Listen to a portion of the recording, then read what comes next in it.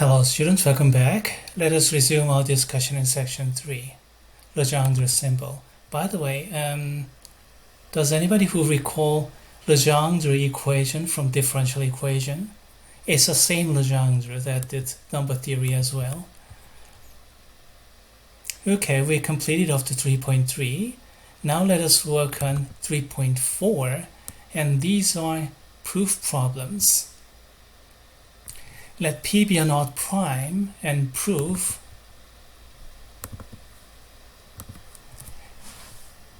x squared plus 1 is congruent to 0 has a solution modulo P if and only if P is a prime of 4k plus 1 form.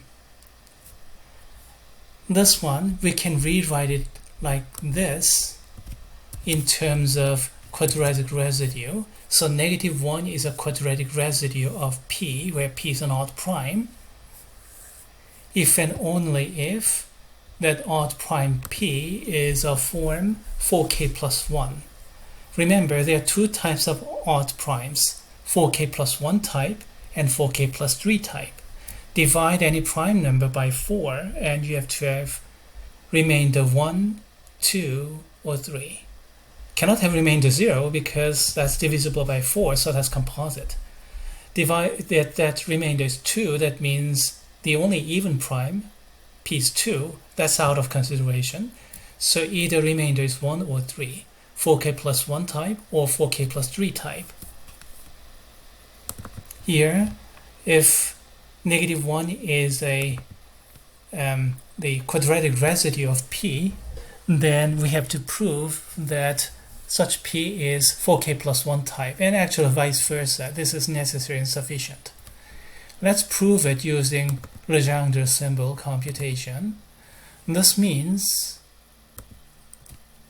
-1 is a quadratic residue, so -1 over P is 1.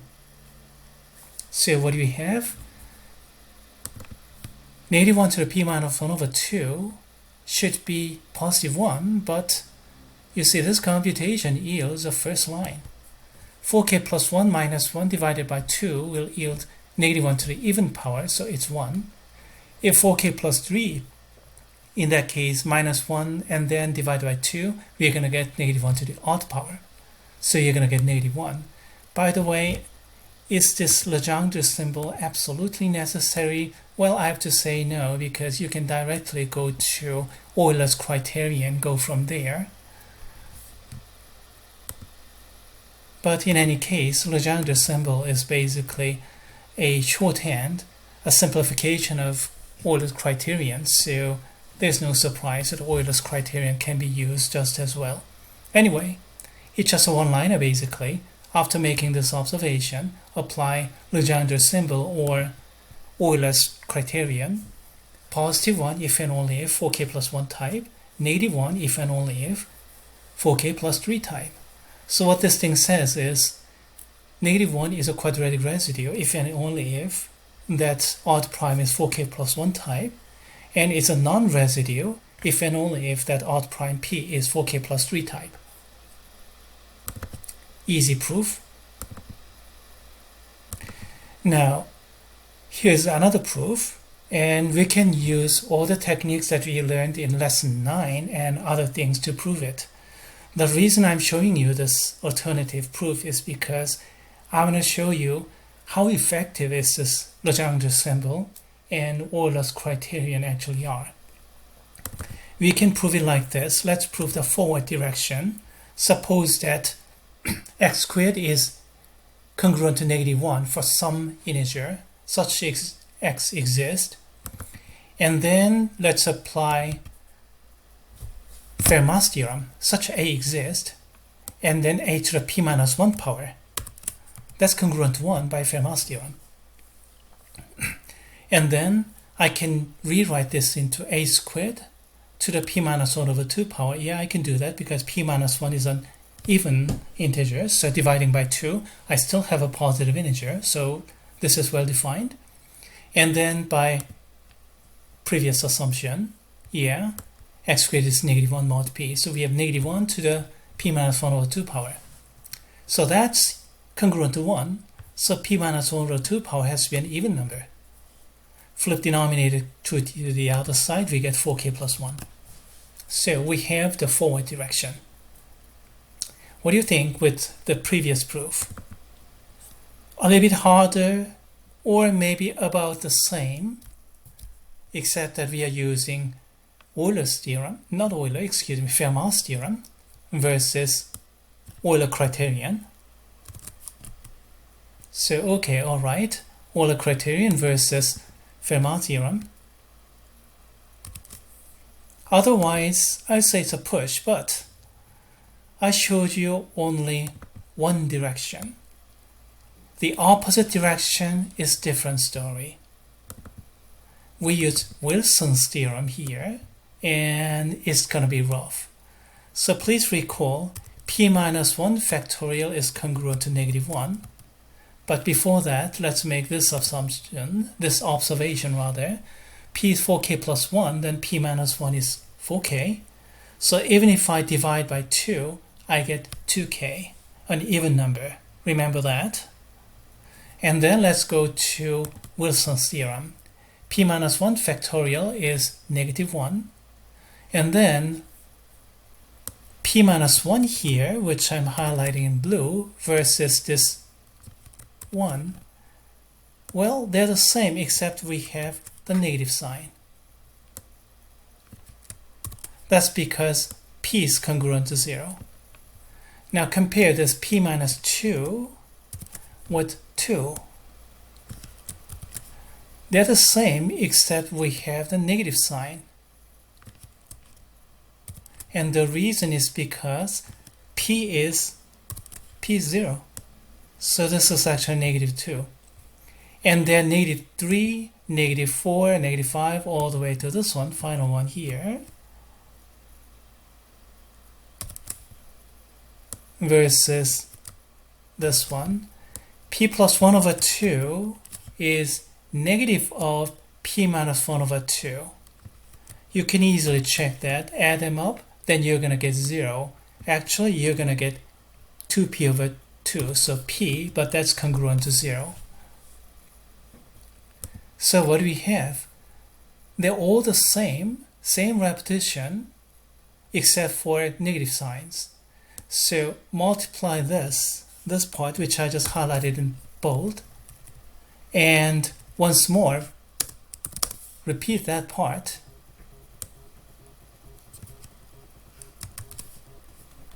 Just repeat that, because all these are the same. If assigned, then I'm going to get this factorial squared times bunch of negatives. How many are there? P minus 1 over 2. Half of that p minus 1. P minus 1 is even number rather, because a is an odd prime. So you can divide precisely half and half here. So p minus 1 over 2. There are that many sign changes. So negative 1 to the p minus 1 over 2 power. And then this factorial squared. But negative 1 to the p minus 1 over 2 power is actually 1 because negative 1 to the 2k power. So p minus 1 over 2 is even number, so we have just 1. So what do we get? Overall, negative 1 is this factorial squared. So if I set a as that factorial, then a squared is congruent to negative 1. So that completes the proof of the opposite direction. So what do you think? Compare that with Legendre symbol and Euler criterion computation. Hands down, this is easier, right? I hope you've understood all those, and that probably was a good review on Fermat's theorem and then Wilson's theorem. But otherwise, you don't really have to remember the second proof, or proof 1. I have it here in my notebook. I just wanted to make a point. Okay, there's a secondary reason, just a bit of review on Fermat's theorem and Wilson's theorem, but really the big reason is to make a point. Why do we study Legendre symbol and Euler's criterion? To make things simpler. And indeed, we saw how simple they make this hard problem into. Okay, that completes A. And we have a couple of continuations actually, if I have enough time. Prove that there are infinitely many primes of the form 4k plus 1. Okay, alright. We ended up with necessary and sufficient condition for odd prime of 4k plus 1 type. So maybe we want to prove that. Do you have enough time for that? And then there's another one that we already went through in lesson 4. And there are infinitely many primes of the form 4k plus 3. Well, I'm going to do this in a separate video because they're going to be long. Instead, I'll do this. Let's go back to lesson 3 and we'll prove that there are infinitely many primes to begin with. Let's see.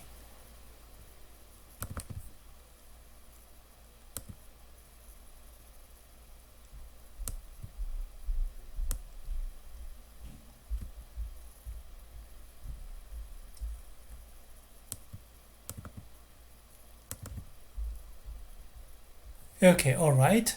Euclid's theorem on the infinitude of primes. There's a reason I'm telling you this before two big things. There are infinitely many primes. How do you prove that? Suppose that there are only finitely many, p1, p2, p3 up to pk, and then let q be their product, and q is the product of them all. And then what do? Consider q plus 1. And q plus 1 is not divisible by any of those because q plus 1 is bunch of p's multiplied here and then plus 1, excuse me. And no matter which prime I select, any pi, this is congruent to 0. So we get 0 plus 1. So eventually you're going to get 1 modulo p. So this q plus 1 is not divisible by any prime. That contradicts the previous theorem that any integer, any positive integer greater than 1 has a prime factorization. Is it unique? That's a different story. That's the fundamental theorem, and that's much harder. But the existence of prime factorization, that was not too bad. We can use strong induction for that, but otherwise not too bad.